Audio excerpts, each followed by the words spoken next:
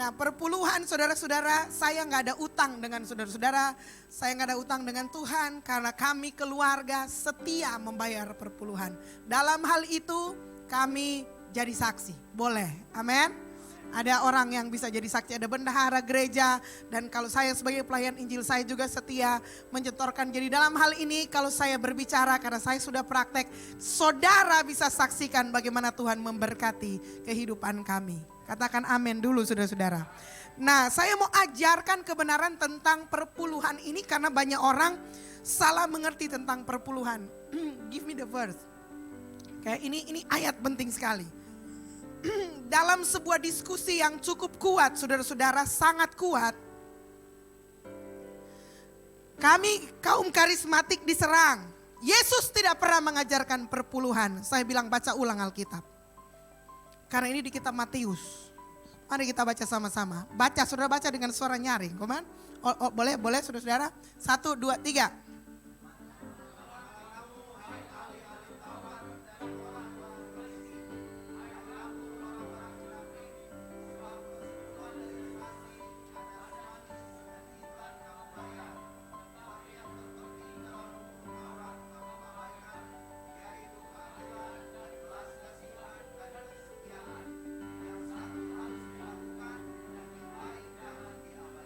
Oke, tahan dulu, ayatnya tahan di sini ya. Jangan digeser-geser dulu, terima kasih. Matius 23 ayat 23, saudara-saudara, itu Yesus lagi marahin orang Yahudi. Nah, asal saudara tahu orang Yahudi ini adalah orang dan bangsa yang sampai hari ini, sampai detik ini paling setia dalam hal perpuluhan. Kalau ada bangsa yang kuat secara ekonomi itu bangsa Spanyol, saudara-saudara, kecil tapi mereka menguasai perekonomian dunia.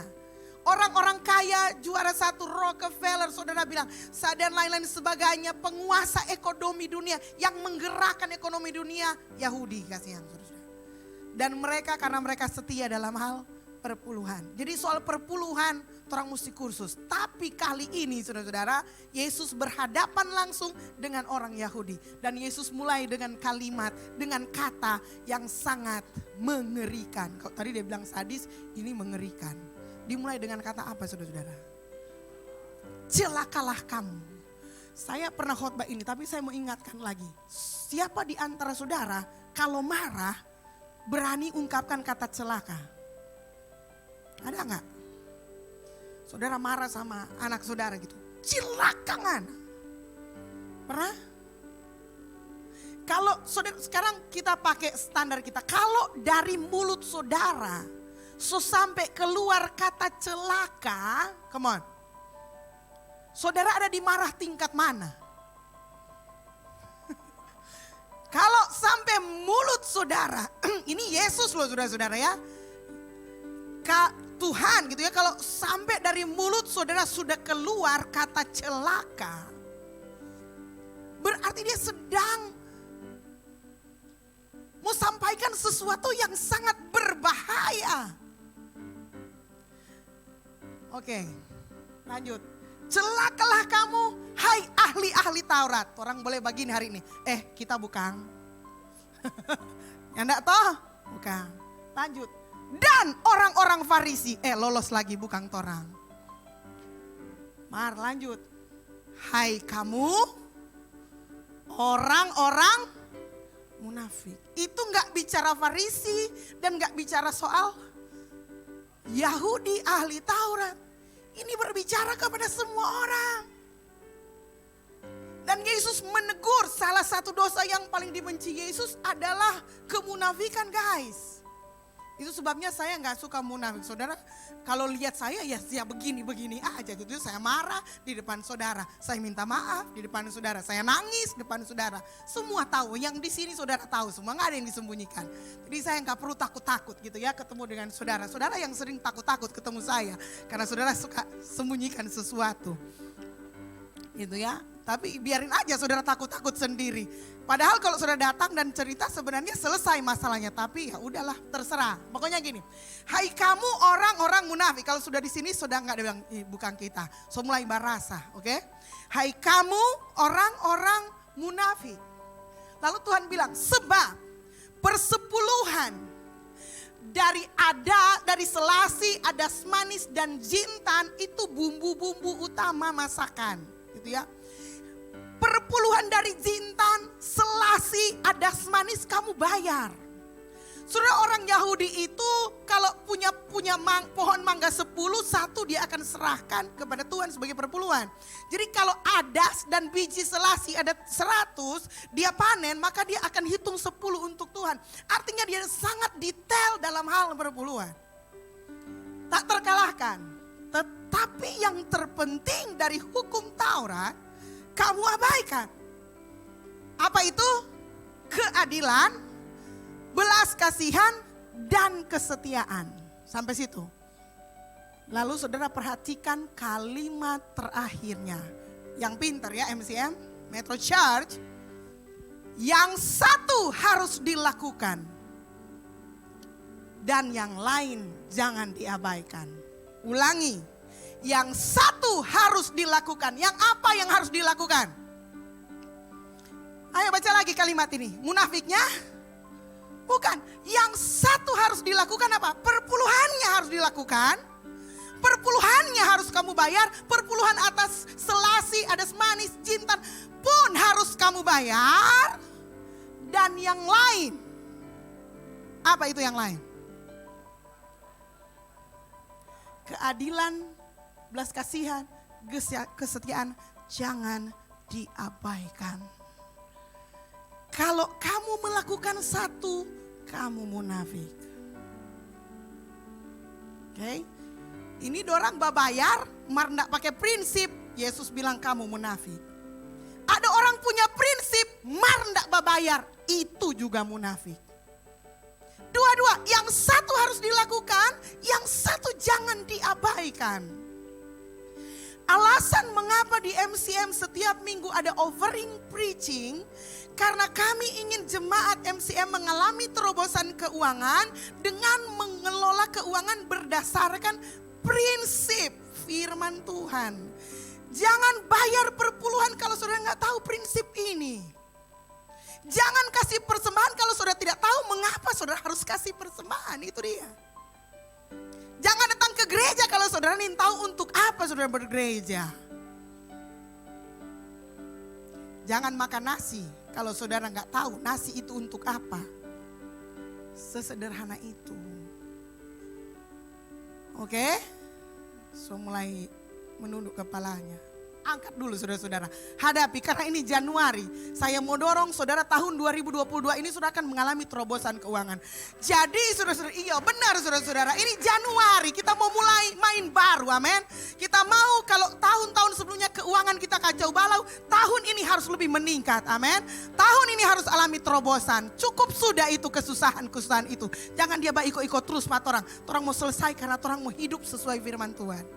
Oke, Yesus bilang yang satu harus dilakukan dan yang lain jangan diabaikan. Yang satu kita harus bayar perpuluhan saudara-saudara. Itu harus, terima kasih Jos yang tepuk tangan. Karena cuma dia mungkin yang peka. Bayar perpuluhan saudara-saudara.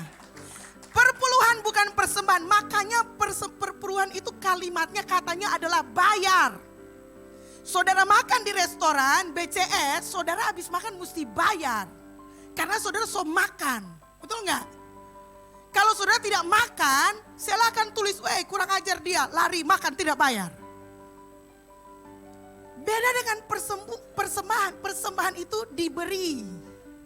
Pemberian. Kalau perpuluhan, pembayaran. Tidak bayar, lu hutang saudara, hutang. Tidak bayar saudara hutang. Makanya saya bilang bayar perpuluhan. Perintah di Alkitab dimanapun kalau sudah kata perpuluhan muncul, pasti kata depannya bayar. Jadi itu nyandak sama dengan persembahan biasa. Karena kalau yang ini kan cuma sukarela, suka saja dan rela. Mar kalau so ini saudara-saudara, ini so kategori bayar, artinya enggak bayar saudara ada utang. Utang saudara enggak bayar, saudara semua naik kategori bapak pencuri. Betul enggak? Pernah enggak rasa orang utang kok enggak bayar? Gimana rasanya? Mau saya pinjam ulang? Nongoni bayangkan joto Tuhan pe perasaan. Halo? Ini kecil, mar penting. Oke? Jadi gini, bayar perpuluhan pakai 3 prinsip. Keadilan, belas kasihan, dan kesetiaan. Saya mau ajar satu-satu pelan-pelan. Tambah 5 menit. 1, keadilan. Keadilan artinya begini, Tuhan ada minta 10%. Torang 90%, itu keadilannya Tuhan. 10 Tuhan, 90 torang, itu adil toh? Nggak usah kasih 11%, nggak usah kasih 20%, kasih jotu 10, kelar tuh masalah. Oke? Clear di sini, oke? Itu namanya adil versi Tuhan. Karena Tuhan yang buat ketetapan. Dan puji Tuhan, saudara-saudara, perpuluhan Tuhan pakai angka 10%. Jadi sedangkan orang minta ubah hitung, bisa hitung. Oh kalau kita dapat 1000 berarti 100. Coba bayangkan kalau perpuluhan itu, misalnya perpuluhan itu 14,7%. Pusing mau hitung saudara-saudara. Tuhan kasih yang gampang Pak orang. Perpuluhan gampang mau hitung. Biar saudara mengantuk, nyanak pinter matematika tahu mau cari berapa tuh 10%. Bilang amin. Pastor, enggak punya penghasilan kita. Bagaimana kita mau kasih perpuluhan, kasih yang kehidupan serabutan. Justru di masa kamu masih serabutan, kamu setia, kamu adil. Masih makan? Masih, enggak punya pekerjaan, masih makan. Harusnya ada perpuluhan. 10 butir nasi, no? Kalau saudara makan 100 nasi. Mengerti maksudnya? It's not about the money. Ini soal prinsip kita memberikan apa yang Tuhan punya. Saya nggak lagi marah, ini lagi semangat kata Pastor Ramli. Okay? Jadi fair, sama-sama bilang fair. Dan fairnya Tuhan itu keren banget. Orang 90, Tuhan 10. Mau bilang rugi lah mau kasih perpuluhan. Martorang selalu bilang Tuhan seluruh hidupku milik Tuhan. Cie. Saya cuma bilang cie. Cek dulu Om Ral, udah bayar perpuluhan deh Om Ral. Ya nyanda, berarti Mas Yongki yang bilang. Keadilan dan ini belas kasihan. Ketika engkau memberikan perpuluhan, tolong diingat. Makanya saya kasih tahu, perpuluhan ini untuk kehidupan para pelayan Injil yang full time membanting diri, membanting jiwa istilahnya di ladang Tuhan. Kasihan dang dorang, kerja siang malam mendoakan. Saudara yang sakit, dorang yang pusing. Saudara yang rumahnya tenggelam, dorang yang kalang kabut. Kasihanilah orang-orang yang bekerja di ladang Tuhan. Itu yang menggerakkan kita ketika saudara membawa saudara punya persepuluhan ini. Ingat ada orang-orang yang hidup hanya dari pemberitaan Injil. Dia sudah meninggalkan segalanya karena dia mau fokus pada pemberitaan Injil. Membangun gereja Tuhan. Dorang sto boleh mau bekerja di luar, boleh sto mau lakukan sesuatu, tapi karena oleh mereka, karena panggilannya Tuhan, mereka telah memberikan diri mereka 100% untuk Tuhan. Tolong kasihanilah. Itu yang dibilang belas kasihan. Nyanak kasihan, saudara lihat hamba-hamba Tuhan. Saya kasih awasan kepada hamba-hamba Tuhan di MCM, walaupun bagaimanapun kamu harus bersyukur atas semua persembahan perpuluhan. Kong jangan ada di antara kalian yang sok-sokan dengan uang perpuluhan jemaat. Amin. Kalau Tuhan kasih kecukupan, jangan lagi komang tiap minggu kong baju baru dan lain-lain sebagainya. Biasa-biasa saja. Nanti kalau jemaat lihat so kurang bagus, dia mau kasih perpuluhan supaya nggak beli baju. Amin. Kalau dorang PHP, jangan ketukar dapat perpuluhan langsung HP mahal, bak kredit ini kredit itu. Tidak ada pastoral yang boleh bak kredit, tenang. Kecuali rumah. Kalau dari itu enggak. Amin. Dan saya gereja juga mesti memikirkan orang punya rumah. Amin. Kalau saudara memikirkan rumahnya hamba Tuhan, Tuhan mau kasih rumah Pak saudara. Itu kenyataan kok, memang seperti itu. Kan ada kasus karena orang enggak perhatikan kehidupannya, makanya orang perumah juga Tuhan enggak perhatikan karena orang enggak memperhatikan hamba-hamba Tuhan dan lain-lain sebagainya. Jadilah orang Kristen yang murah hati karena punya belas kasihan. Cuma di Alkitab udah tulis begini, sedangkan kamu kasih air putih kepada seorang nabi, kepada seorang hamba Tuhan, Tuhan berkati, apalagi saudara kasih yang lain. Bilang amin saudara-saudara. Apalagi kasih ikan bakar, apalagi kasih tuturuga, apalagi kasih saut. Odoh, lebih diberkati lagi. Bilang amin saudara-saudara. Oke, Mas Yongki langsung yes lagi. Kasih RW pada dia. Belum kelar.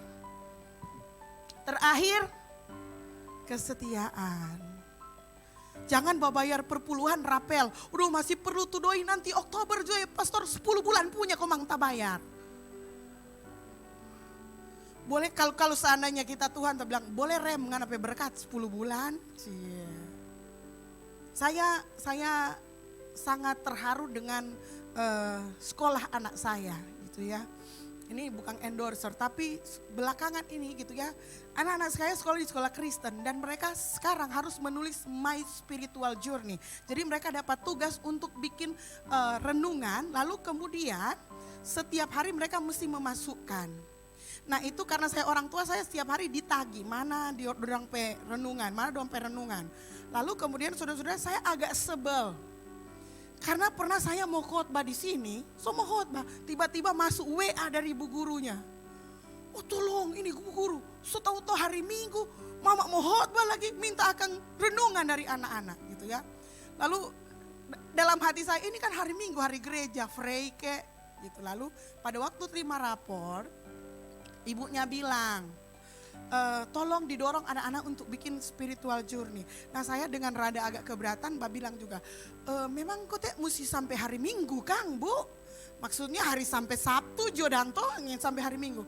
Oh itu no ibu, torang pe maksud mesti latih pak anak-anak, dorang supaya setia sampai hari Minggu, dorang mesti baking, dorang punya spiritual journey. Coba bayangkan katu kalau hari Minggu Tuhan dah tahan, Tuhan pe kebaikan Tuhan. Cuma sederhana tuh ibu guru bilang, tapi sebagai gembala sidang tak pukul, tak palaka gitu ya.